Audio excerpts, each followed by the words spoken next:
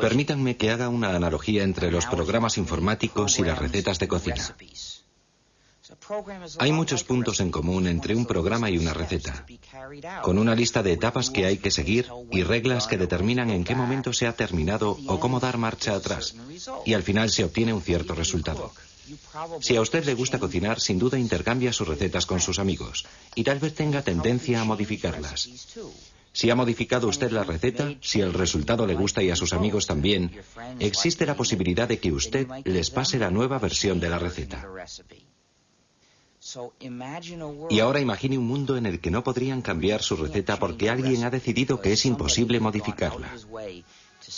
E imagine que si comparte esa receta con sus amigos, le tratarán de pirata y harán todo lo posible por mandarle a la cárcel durante unos cuantos años.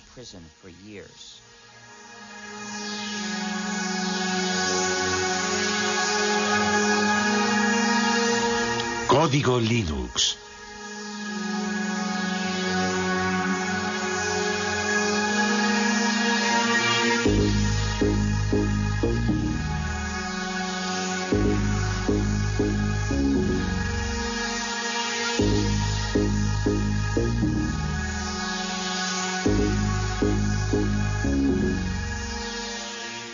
Utilizo la palabra hacker en su sentido original para describir a una persona que practica la programación informática como una especie de pasión artística y que forma parte o se identifica con la cultura de los hackers, es decir, con el grupo de programadores que históricamente están en los orígenes de Internet, de Linux y de la World Wide Web. Hacker, qué palabra mágica. El rebelde de nuestra nueva era. En el principio era el ordenador, luego el ordenador personal y por fin apareció la red que ha conectado a todo el planeta y que recibe el nombre de Net. ¿Contra qué se rebelaron los famosos hackers? Para que nuestros ordenadores funcionen necesitan un sistema operativo. Nuestros hackers se negaron a que ciertas compañías, sobre todo Microsoft, desarrollasen sistemas operativos sin entregar al mismo tiempo los códigos de fabricación que permiten adaptar nuestro ordenador a nuestras propias necesidades. Entonces se pusieron a descifrar los códigos para repartirlos de forma gratuita a través de la red y ponerlos a disposición de todo el mundo. Así se inició esta nueva guerra posmoderna entre Bill Gates, jefe multimillonario de Microsoft, y algunos insolentes e impertinentes programadores que rechazan el sistema cerrado en el que quiere encerrarlos el magnate de la informática. Un pequeño genio de Finlandia lanzó a la red un nuevo sistema operativo para ordenadores y un ejército de programadores del mundo entero trabajó con él para hacer evolucionar y dar una salida a este sistema que compite de frente con Microsoft y que recibe el nombre de Linux. Linus Torvalds ha creado un sistema informático que ha cogido por sorpresa a toda la industria. Linux, un sistema operativo que hoy se utiliza en 8 millones de ordenadores del mundo entero. La revista Wired considera a este hombre joven como el nuevo chamán de Bin Minen y declara que su sistema operativo Linux es el producto más magnífico de Internet. El hecho de que Torvalds distribuya Linux de forma gratuita y revele su código fuente le ha convertido casi en un personaje de culto. Linus Torvalds, genio de la informática, sueña con derrotar a Bill Gates de Microsoft. ¿Será de verdad posible? Algunos dicen que Linus Torvalds ha realizado un milagro.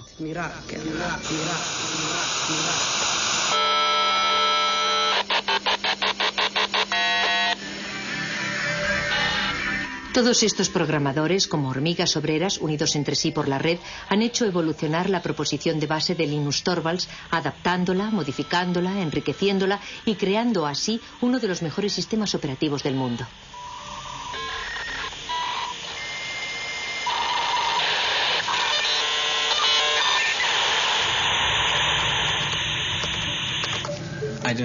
Yo no quería que ningún otro hiciese lo mismo que yo, que tratase de encontrar algo parecido a Linux. Me dije, tal vez otro estudiante de informática necesita un sistema operativo y de esta forma no arrancará de cero. No quería luchar contra los molinos de viento, no se trataba de Don Quijote contra el resto del mundo, buscando crear el mejor de los mundos posibles.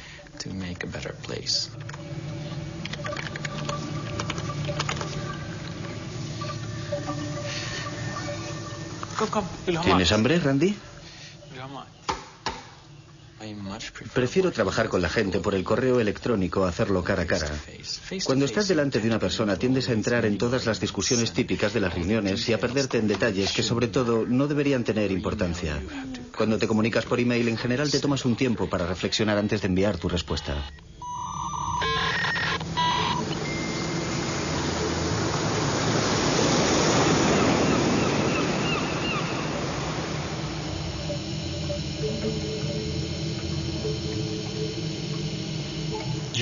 El simple hecho de que no estemos todos en la misma habitación no significa que no estemos juntos en el sentido social del término.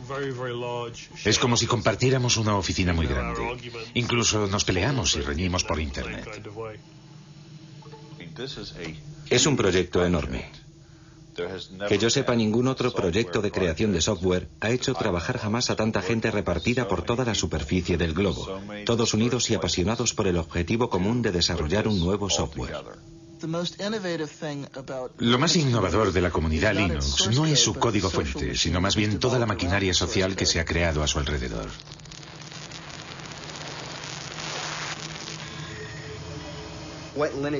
Para explicar lo que es Linux, empezaría por decir que cada ordenador es diferente, cada lector de disquetes es diferente, cada disco duro es diferente, cada controlador de vídeo es diferente y Linux es el sistema que sabe lo que hay que hacer para que todos esos componentes del ordenador ejecuten una tarea simple como borrar el documento o leer el archivo que hay en este disquete o dibujar esta imagen en la pantalla.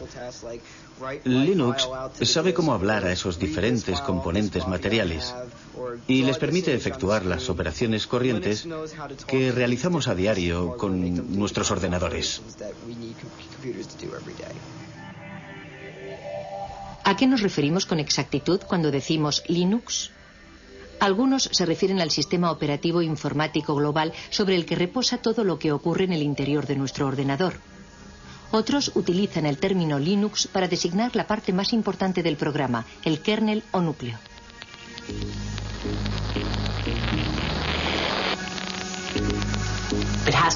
Hay que remontarse a la persona gracias a la que empezó todo, que utilizó Internet para crear una comunidad de individuos en la que todos tenían la sensación de que su contribución era válida.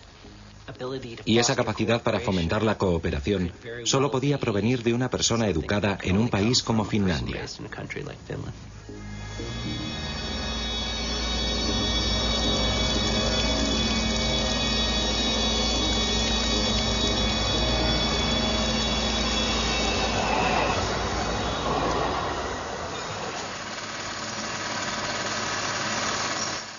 ...1969 fue un año fantástico.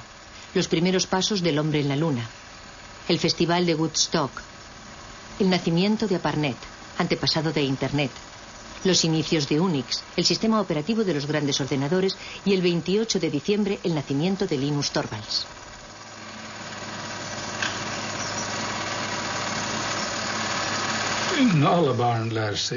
Todos los niños aprenden, sobre todo jugando.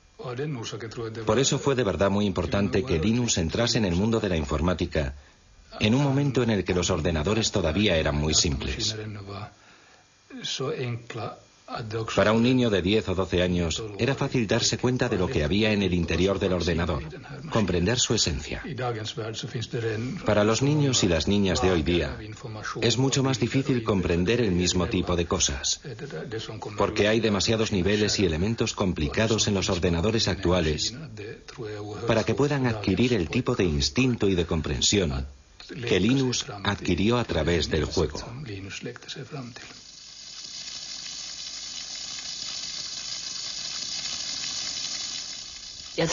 Fue como un flechazo inmediato, tanto para su padre como para Linus. Los dos estaban excitadísimos, como unos niños, ante la idea de probar las posibilidades del Big 20. El lugar en el que Linus desarrolló Linux ya no existe. Ese cuarto existía antes de que tiráramos los tabiques. Aquí había una pared que seguía hasta un poco más lejos. Y allí había otra pared. Más o menos aquí, donde hoy está el sofá, estaban la mesa de trabajo y los ordenadores de Linus. Yo diría que lo que más ha cambiado en él es que se ha convertido en una especie de gurú de la resistencia. Sabe de verdad cómo cautivar a su público. lo que supone un cambio radical respecto a cómo era antes, porque era más bien tímido e introvertido. Y por regla general nunca tenía iniciativas propias, sino que dependía más bien de lo que proponían sus amigos.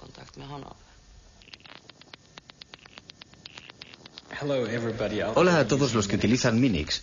Estoy creando un sistema operativo gratuito. Es solo un hobby, no se trata de nada enorme ni profesional como GNU para los clones 386-486AT. Me gustaría recibir todo tipo de comentarios sobre lo que la gente piensa de Minix, porque mi sistema operativo se parece un poco al suyo. Todas las sugerencias serán bien recibidas, aunque no prometo que las vaya a incluir todas. Firmado linustorvalds@cruna.helsinki.fi. 1991. Se derrumba la Unión Soviética. Comienza la Guerra del Golfo. El físico británico Tim Berners-Lee crea un sistema de hipertexto al que llama World Wide Web. Microsoft va camino de dominar el mundo. Y el 17 de septiembre, Linus Torvalds envía la primera versión de Linux, la 0.01, al mundo entero vía Internet. Las primeras reacciones llegan al cabo de pocas horas.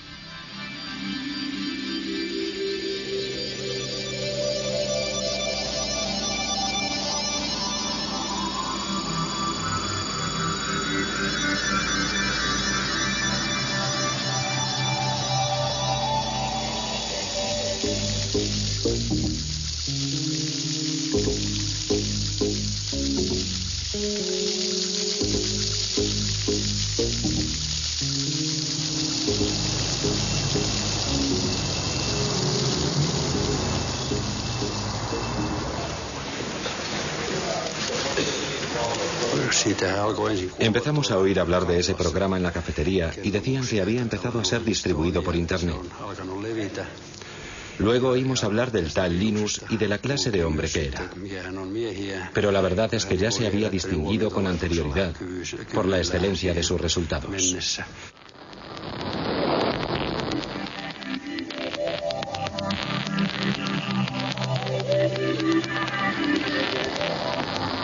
Linus Torvalds creó Linux a partir del sistema operativo Unix. Ken Thompson y Dennis Ritchie, de los laboratorios AT&T Bell, habían realizado la primera versión del sistema operativo de Unix en 1969. Unix era de libre acceso y se hizo muy popular en el medio universitario. Su filosofía se basaba en dos conceptos. En primer lugar, que todo es un archivo. Y en segundo lugar, que cuando creas un programa escribes cosas que cumplen una sola finalidad, pero que la cumplen bien.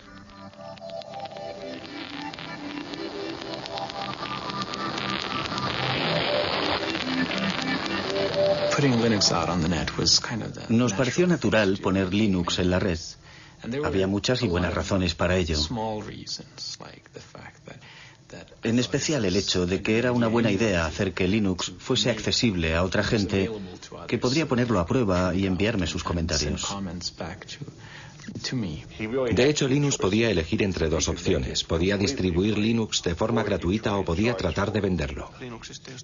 Linux jamás se habría vuelto tan importante si Linus Torvalds hubiese tratado de obtener un beneficio comercial. Nadie lo hubiera comprado, habría sido una maniobra inútil. Ya llevamos aquí un montón de tiempo. La distribución de Linux está en su tercera generación. Nos costó mucho trabajo encontrar sitio para Linux. Sí. Al principio, Linus no quería distribuir Linux de forma gratuita y estuvo reflexionando durante mucho tiempo para decidir bajo qué copyright presentarlo. Luego, poco a poco, conseguí convencerle de que lo sacara bajo el copyright de GNU. Linuxin julkistamaan Linuxin GNU copyrightin alla. Sobre todo porque el programa de compilación que utilizaba había salido bajo la licencia GPL, así que acabé decidiendo que utilizaría también la licencia GPL. La licencia GPL fue fundada por la Free Software Foundation a mediados de los años 80. Esta fundación especifica que si uno cambia o modifica el código, debe poner sus cambios y mejoras a disposición de todo el mundo, de forma gratuita. La licencia GPL tenía como objetivo impedir que alguien se apropiase del monopolio de una nueva tecnología importante. Pienso que el momento era bueno. Creo que un año antes no habría podido funcionar. Y un año más tarde, cualquier otro habría sacado algo parecido. Internet todavía no había calado de verdad entre el gran público, aunque sí había calado hondo en las redes universitarias. Yo había escrito un programa de lista de correo utilizando el lenguaje de programación C. Tenía que desarrollarlo y añadirle funciones, porque muy pronto hubo miles de personas interesadas en él. Me llevé una sorpresa enorme de que las cosas funcionaran en progresión geométrica. 1 millar de usuarios se transformaba al día siguiente en 2000 y al otro día ya tenías 4000 usuarios. Sin Internet, el desarrollo de Linux habría sido como querer jugar al ajedrez por correo.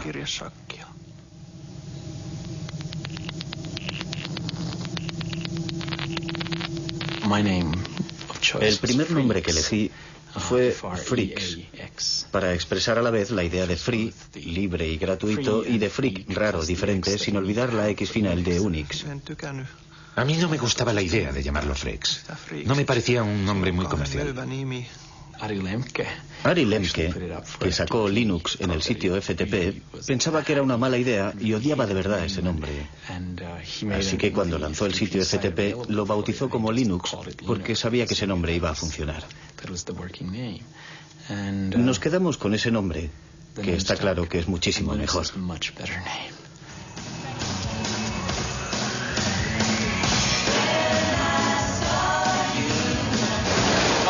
Vaya, hoy parece que tenemos un buen montón de geeks y nerds entre nosotros. La primera pregunta de la categoría fácil es, ¿cómo se pronuncia Linux? Bueno, yo Linux lo pronuncio Linux. Sin embargo, si fuese Linus Torvalds, no hay duda de que lo pronunciaría Linux. Claro que si uno es de la costa oeste de los Estados Unidos, lo más seguro es que lo pronunciaría Linux. Pero a Linus Torvalds le importa un bledo cómo pronunciéis Linux siempre y cuando lo utilicéis.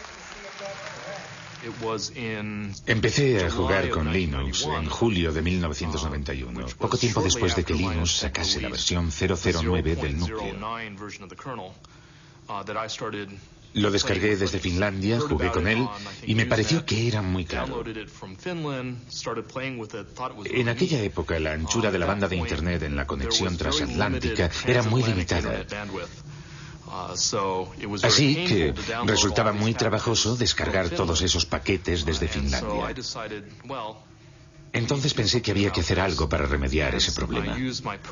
Utilicé mi estación de trabajo personal, la que tenía en mi despacho, tsx-11.meet.edu, y creé en ella un archivo espejo de todas las fuentes del núcleo. Fue el primer sitio FTP de Linux que existió en los Estados Unidos. La primera vez que recibí Linux lo descargué en disquetes. Luego lo instalé en una de las máquinas de laboratorio de informática de la Universidad de Pensilvania, por lo que me echaron del laboratorio. Pero, en fin, esa fue mi primera experiencia con Linux.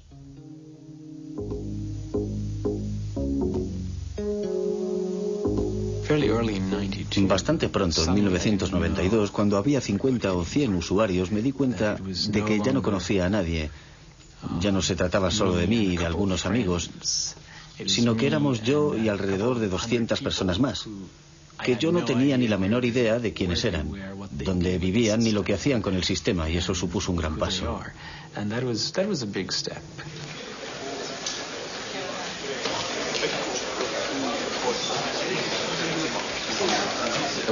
En 1994 el lanzamiento de la versión 1.0 fue muy importante y significó mucho para mí porque había supuesto muchísimo trabajo. Supuso sin lugar a dudas un hito en la utilización comercial de Linux. Antes de la versión 1.0 era realmente muy difícil utilizar Linux con fines comerciales. Les doy la bienvenida al lanzamiento del sistema operativo Linux. Al principio, Linux fue desarrollado para Unix, en especial para un contexto universitario, porque si bien existe una versión para ordenadores personales, su precio es muy elevado. Se puede comprar un DOS para un ordenador personal por 200 marcos, pero Unix puede representar con facilidad un desembolso de 20.000 marcos, que es un precio demasiado caro para un estudiante. Vayan a una tienda de informática y pregunten si tienen el SCU Unix y les contestarán que si están locos. Porque la verdad es que es mucho más sencillo hacérselo uno mismo.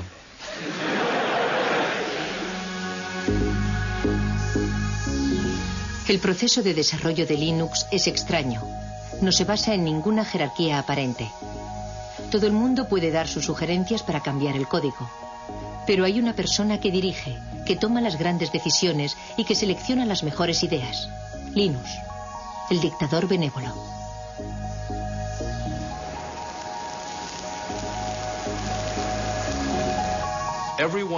Todo el mundo sabía que ese grupo de trabajo necesitaba un jefe.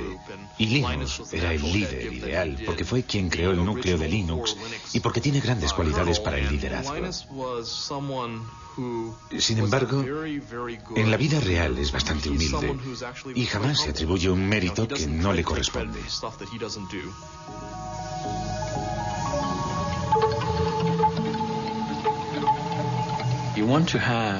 Yo quería que cientos, miles de personas trabajaran en el núcleo al mismo tiempo, pero no quería que se pelearan y se pisaran los unos a los otros, porque en ese caso pierdes mucho tiempo resolviendo los conflictos y te ves metido todo el rato en discusiones acaloradas. Al principio me parecía conveniente presidir esa jerarquía y que los demás fueran como mis lugartenientes, pero las cosas han cambiado. Ahora se trata más bien de una web of trust, de una red de confianzas en la que yo tengo personas en las que confío, que a su vez confían en otras personas.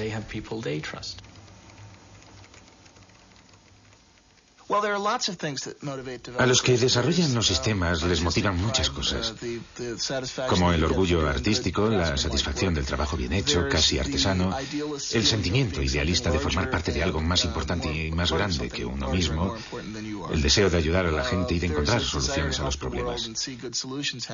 Y, a falta de remuneración, en la mayor parte de los casos esa gente busca sobre todo forjarse una cierta reputación entre sus colegas.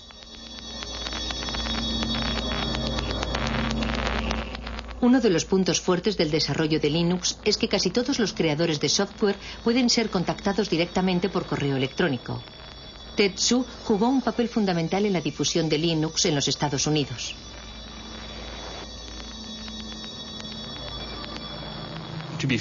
Para ser sincero, es muy fácil decir, si nosotros tomáramos las decisiones, no haríamos esas cosas, pero no recibiríamos todos esos emails diciendo, por favor, quisiera esa nueva función. De modo que no sé lo que haría si de verdad estuviese a cargo de todo. Dave Miller estudia los cambios que los programadores desean aportar al kernel, al núcleo del sistema. Actúa como intermediario entre los programadores del mundo entero y el rey Linus.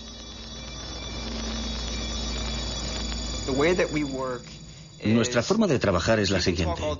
Puedes hablar durante todo el día de una gran idea o de una solución genial, pero tienes que proponernos algo. Enséñame algo concreto, envíame un fragmento de código, algo tangible, que yo mismo pueda probar para hacerme una idea de qué se trata, en vez de pasarte el día entero hablando del asunto de forma abstracta. Alan Cox, un hacker renacentista, es el colaborador más cercano de Linus, su mano derecha.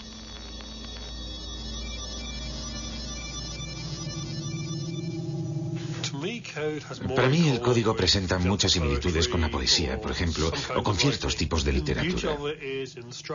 Su belleza reside en su estructura y en el hecho de clasificar las ideas una por una de forma clara. Si el código es bueno, lo puedes leer sin hacer comentarios. Comprendes de inmediato por qué ha sido escrito y lo elegante que es. Buscarás un código que sea a la vez elegante y claro, pero que no se base en trucos de la programación, que no dé por hecho una hipótesis que en el futuro podría demostrarse que es falsa. Porque lo último que te interesa es tener demasiado código en el núcleo final. En el núcleo de Linux, en general, el código no necesita demasiado esfuerzo para funcionar porque nuestro objetivo no es programar y reprogramar por siempre jamás.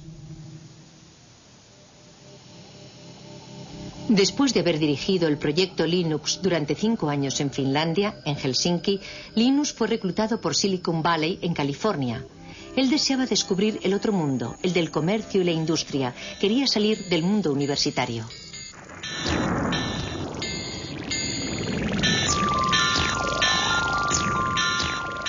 Usted es una figura poco ortodoxa dentro del universo de Silicon Valley. ¿Qué van a hacer con usted? ¿No corre el riesgo de dejarse llevar por el aspecto comercial y enloquecido del lugar?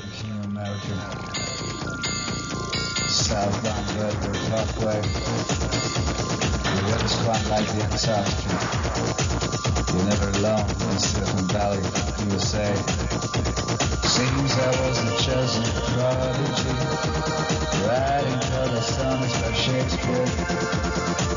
Some sort of balcony, they couldn't even get near. And they didn't even Harry the Ed. The Gates, they found the web, they probably sell the shares. As soon as you can, get out and go on. To the next thing, retire young. Could have been the king of America. The weather's quite like the Antarctica. Southbound Bellevue Parkway. Linus empezó a trabajar para la compañía Transmeta, la empresa misteriosa que se negó durante muchos años a revelar sus actividades. Se sabía, sin embargo, que trabajaba con un código fuente cerrado, siguiendo el ejemplo de Microsoft. ¿Habría cambiado Linus de bando? El mundo de los negocios tiene leyes extrañas. Al mismo tiempo que trabajaba para Transmeta, Linus podía seguir desarrollando su propio software con permiso de sus jefes. Hicieron todo lo que pudieron para obligarme a ser la imagen de Linux y de la comunidad open source en su conjunto. A pesar de que no había sido yo el que había tenido la idea de open source.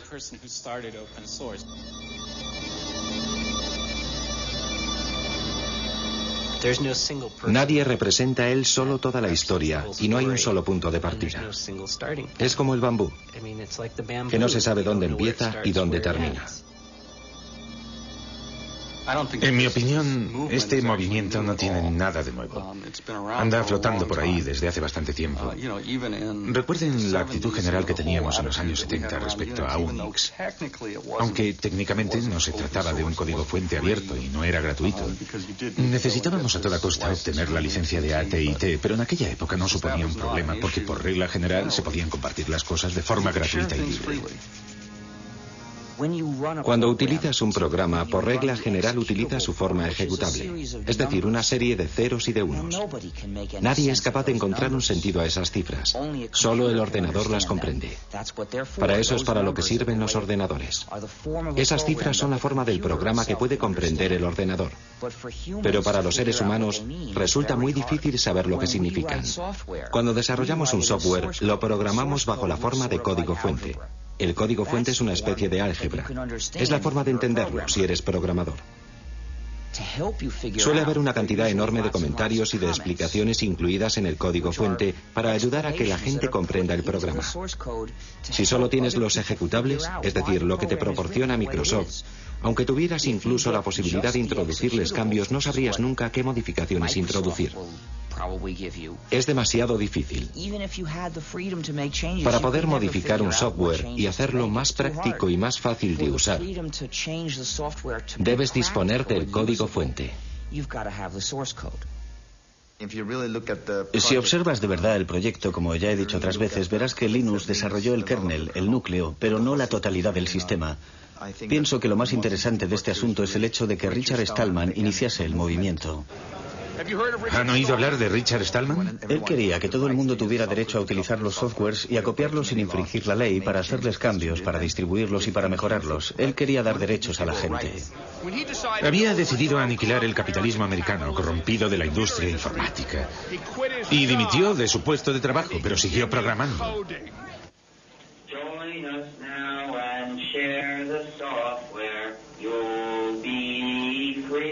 Hackers, you'll be free. Join us now and share the software. You'll be free. Hackers, you'll be free.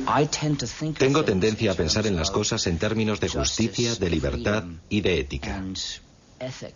Lancé la idea en noviembre de 1983, pero todo comenzó en enero de 1984, cuando dimití de mi puesto en el MIT para empezar a desarrollar un sistema operativo gratuito, al que bauticé con el nombre de GNU.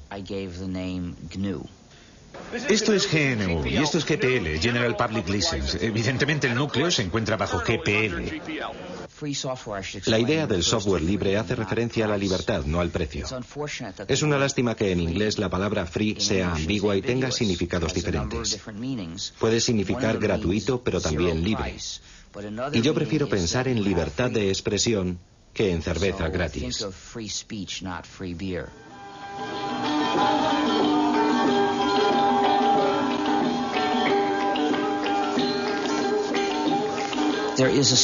Existe una similitud entre el folclore cuando un poema o una canción se redefine o cambia de forma de un cantante a otro y la forma en que puede mejorar el software libre.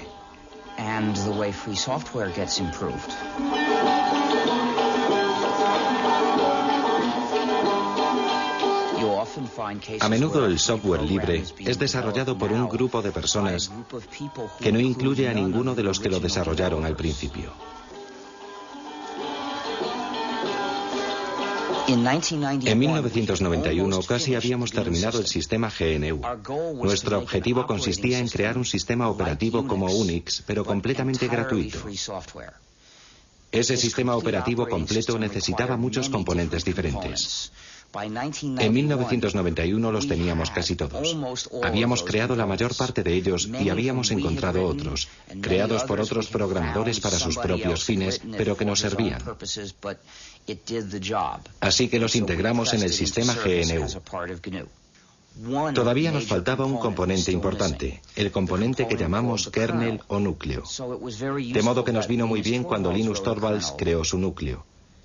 En aquel momento la combinación del núcleo Linux con el sistema GNU nos permitió obtener un sistema perfectamente ejecutable que cualquiera podía instalar en su ordenador personal y utilizar. Una vez desarrollado Linux, el sistema GNU estaba terminado y empezó a hacerse cada vez más popular. Pero en ese mismo momento ocurrió algo desafortunado. La gente que utilizaba el sistema GNU no se dio cuenta de que se trataba del sistema GNU y empezó a llamar Linux al conjunto, a la combinación. Y ese error se extendió. A los que trabajaban en el proyecto GNU les resultaba muy difícil atraer la atención del usuario sobre esas cuestiones éticas y políticas.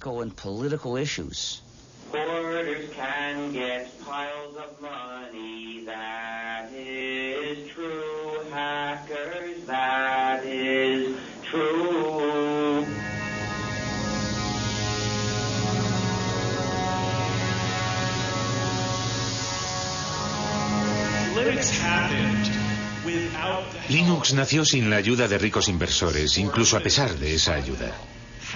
¿Cómo hacer para conservar la magia si se invierte tanto dinero en Linux? Cuando Linux empezó a comercializar, la gente dijo, no queremos guardar nuestro pequeño proyecto para nosotros solos, y nadie debe ganar dinero con él. Me parece muy bien, pero en el mundo real la gente utiliza las cosas para ganar dinero. Los Estados Unidos son una sociedad capitalista. Europa es una sociedad capitalista. Para que las empresas puedan empezar a utilizar Linux, necesitan tratar con alguien que sea capaz de proporcionarles la ayuda que esperan, que les venda el material, ese tipo de cosas. Y la gente que vende el material y la ayuda va a ganar dinero.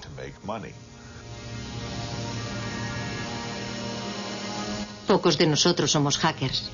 En realidad, son muy pocos los que harán el esfuerzo de descargar su propia versión de Linux en Internet. Todavía son menos los que se dedicarán a tratar de mejorar el código mismo. Aunque Linux sea difícil de utilizar, los clientes han sabido apreciar su gran fiabilidad y la accesibilidad de su código fuente. Para las empresas visionarias se trataba de una oportunidad que no se podía pasar por alto.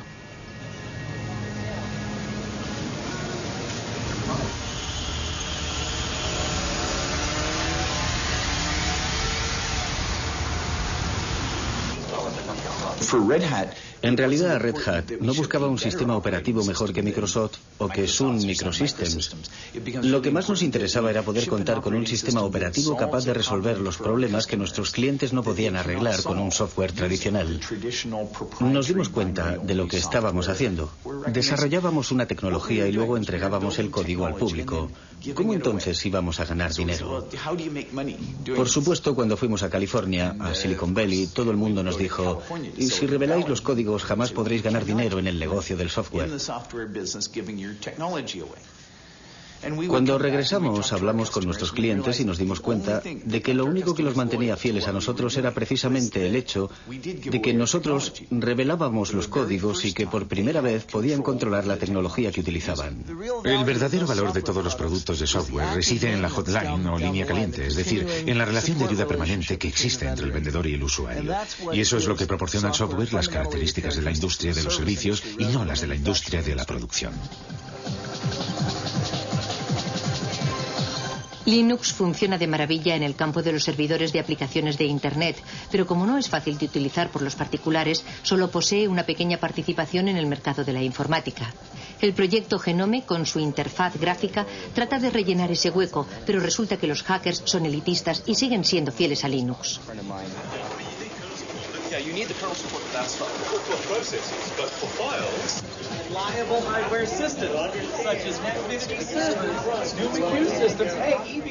Miren quién está ahí. Es un pingüino. Hola, pingüino. Vaya, pero si es Tax. Hola, Tax. El trabajo de Linus Torvalds crea todavía más millonarios y billonarios y le está haciendo salir canas al hombre que de lejos es el más rico del mundo, Bill Gates. Microsoft utiliza un modelo muy tradicional. Producen un código fuente cerrado, lo meten en un CD y lo venden. Ellos se ocupan de todo el trabajo de desarrollo de los sistemas y todos los beneficios son para ellos. Una vez que has entrado en este negocio es muy difícil cambiar de cultura, como por ejemplo orientarse hacia un negocio de cooperación en el que los programas se utilicen para revelar el código. Es muy fácil ganar dinero con los productos cuyo código está cerrado, tengas o no una gran participación en el mercado. Por ejemplo, ahora mismo Microsoft no se siente de verdad incentivado a abrir su código, no le interesa.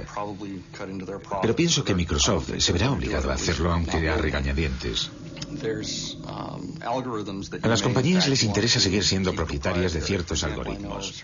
Por ejemplo, ciertas empresas han trabajado muchísimo en los algoritmos de compresión, en especial para el streaming multimedia, y no quieren que la gente sepa cómo lo han hecho porque es justo ahí donde reside el valor de su producto.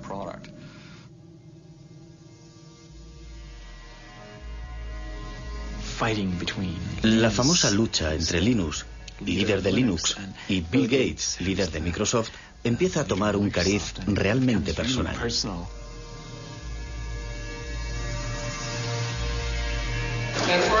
Una pregunta de la categoría rarezas. ¿A quién pertenecen estos labios? Voy a contestar yo. Son los labios de Bill Gates a punto de contar otra mentira más.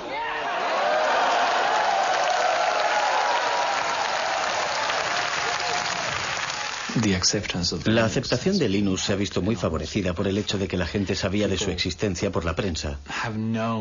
El aspecto David contra Goliat de la historia nos ayudó un poco, aunque en realidad eso no sea cierto del todo. La gente espera de los demás que sean amables y hagan bien las cosas. Yo no pienso que eso sea cierto ni que deba serlo. El poder de Linux es que, aunque no te ayude nadie, siempre podrás disponer de tu propia copia de Linux. Y la posibilidad de hacer con ella lo que te dé la gana. Quiero evitar convertirme en el político de Linux. Quiero que todo el mundo piense que soy un buen tipo y que soy una persona que no hace trampas. Linus, una última pregunta. Yo soy de la India. ¿Hay muchos indios que contribuyan al desarrollo del núcleo? No, no hay muchos. ¿Qué mensaje le gustaría mandarles para que sean cada vez más los que se unan a su proyecto? En mi opinión es solo un problema de infraestructuras. No siempre tienen acceso a Internet o disponen solo de una conexión muy lenta. Y pienso que la gente quizás no está acostumbrada a ese tipo de colaboración por Internet y se pone un poco nerviosa. ¿Tienen un mensaje para motivarles, para hacer que vengan más programadores? No conozco los problemas de la India, pero sin duda existirán problemas locales que solo los indios pueden resolver. Problemas que al continente americano no le importan en absoluto. En mi opinión resulta muy estimulante cuando alguien dice: yo puedo resolver ese problema, puedo crear mi propia versión de Linux que me convendrá mucho más. ¿Entendido? Y eso vale para un indio, para cualquiera. Eso es lo que debe motivar a la gente, aunque por otro lado diga lo que diga yo, no tienen por qué hacerme caso. Linus, solo un momento. Muchas gracias. Gracias a usted. La próxima vez que visite la India... Lo intentaré, pero... debería pasar unas largas vacaciones. Trabajo para una revista holandesa. ¿Piensa ir a los Países Bajos?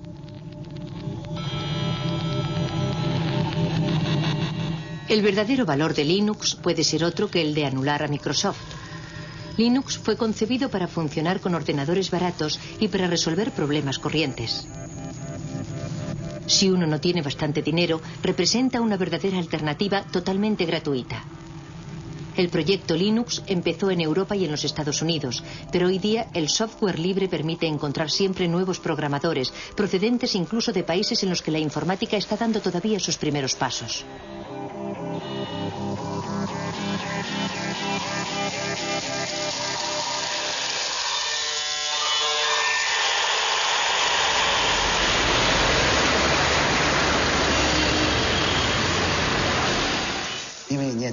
La sociedad Red Flag está especializada en la investigación, el desarrollo y la comercialización de sistemas operativos basados en Linux. Como ustedes saben, China está retrasada respecto a los países desarrollados en materia informática. La diferencia es muy grande y estamos tratando de salvarla lo más deprisa posible. Mientras tanto, debemos recurrir a la experiencia de muchos otros países. Damos una gran importancia al sistema operativo. Empezamos a desarrollar el sistema a partir de Linux, pero debido a la estricta reglamentación del mercado, fracasamos. Linux representa para nosotros una gran oportunidad, así como una buena base para formarnos en las nuevas tecnologías del mundo entero.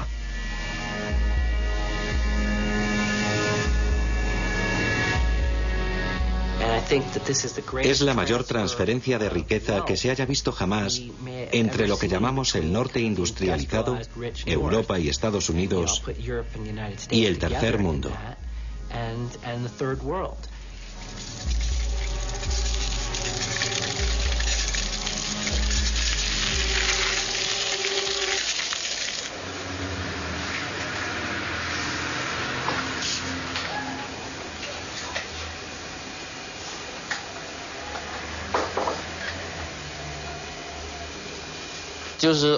Es el código fuente abierto.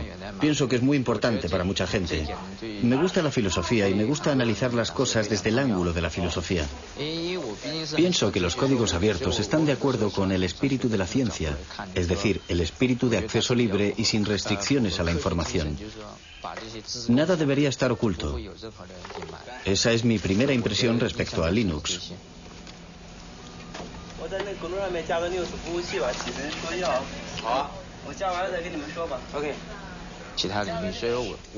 Ese espíritu se podría extender a otros campos. Nunca he pensado que debiera aplicarse únicamente al campo de la informática. Resumiendo, por una parte está una de las clases más privilegiadas de las sociedades capitalistas, los programadores. Pueden ganar tanto dinero con la programación que tienen tiempo libre para dedicarse a sus aficiones. Los programadores como Alan Cox pueden imponer su precio. Son las personas que se encuentran en el vértice de la pirámide, que transfieren su propiedad intelectual, que supone una riqueza enorme, hacia los países pobres. Es el socialismo en acción, aunque a los liberales les horrorice que se mencione siquiera.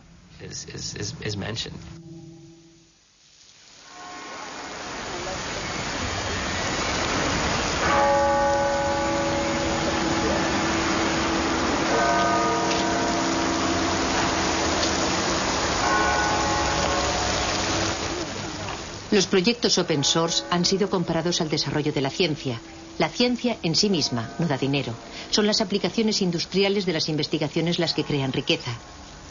Para los hackers, partidarios de la open source, el desarrollo de Linux ha sido siempre un proyecto voluntario de tipo científico, un auténtico hobby. Los expertos más valiosos de Linux acabaron por ser contratados por otras compañías. En 1999, durante el auge de la economía de la red y de los negocios electrónicos, algunas empresas Linux cotizaron en bolsa. Wall Street anunció que las acciones de Linux alcanzaron valores récord. Por supuesto, la situación no duró, pero durante un cierto tiempo algunos hackers de Linux fueron increíblemente ricos, al menos sobre el papel.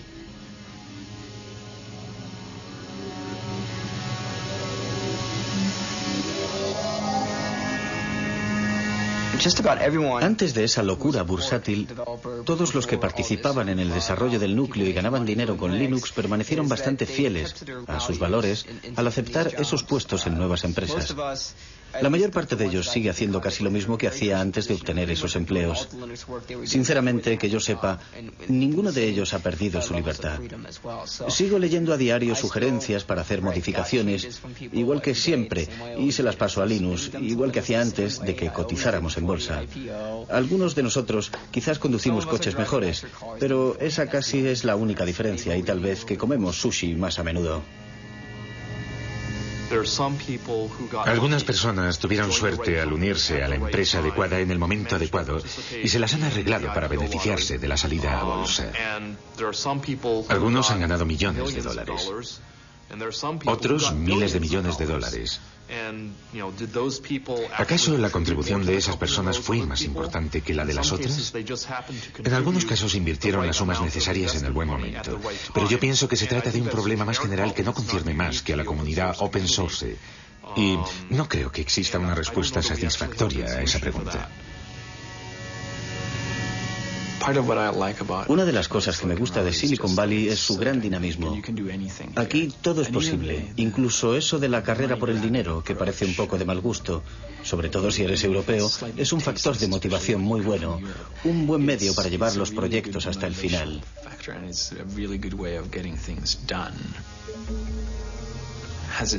¿Me ha hecho cambiar el hecho de vivir aquí? Supongo que sí. Ya no soy el mismo que era cuando llegué. Pero no creo que me interese más el dinero que antes.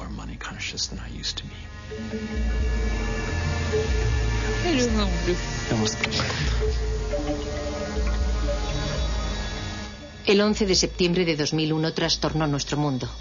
Los atentados suicidas de Nueva York asestaron un golpe terrible a la economía, lo mismo que al mundo de la informática. ¿Qué quedará del fenómeno Linux? Hoy día, fragmentos enteros del famoso código Linux forman parte, sin que nosotros lo sepamos, de nuestra vida cotidiana. En nuestros teléfonos portátiles, en nuestros tostadores y en nuestros despertadores. El sueño de Linus Torvalds de liberar la informática tiene posibilidades de hacerse realidad.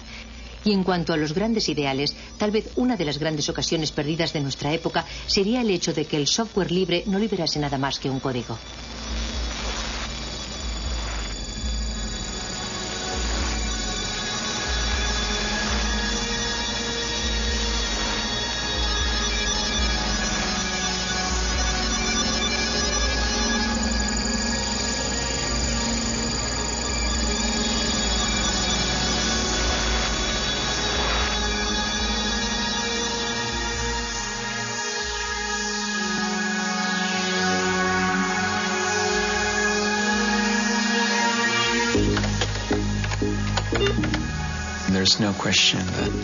La cuestión no es saber si los progresos tecnológicos dejarán anticuado a Linux en un momento determinado. La cuestión es saber justamente cuánto tiempo va a tardar en ocurrir eso. Randy, ¿no te afiles las garras en el sofá? Pienso que uno de los poderes de Open Source es que en el futuro, dentro de 5, 10 o 50 años, el mejor sistema operativo del momento siempre podrá sacar partido del código fuente de Linux.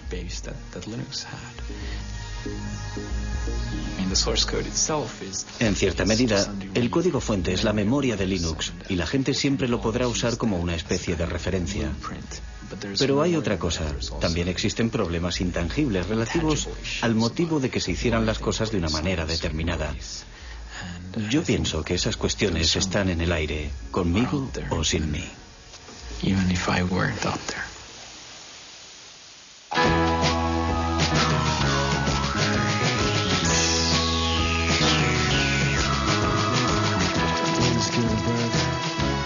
sinking, the times is fulfilling, and the book that he prints will get people thinking. There's literary in the living room is setting. Start to imagine a Bible, not Latin, by the language we're swearing and eating and chatting. His life is that he had, his life is that we see. Big changes through a human history. Not by some powerful dictator's victory, by botanic incremental degrees. Mr. Linus goes to Washington to speak about praxis. Rachel Chains, little man and universal access. Linus against Goliath with nothing else to fill. But sling a little stone in the face of Big Bill. But Linus Jefferson's give the strings that lose. And it changes the way the world plays the blues. His life is that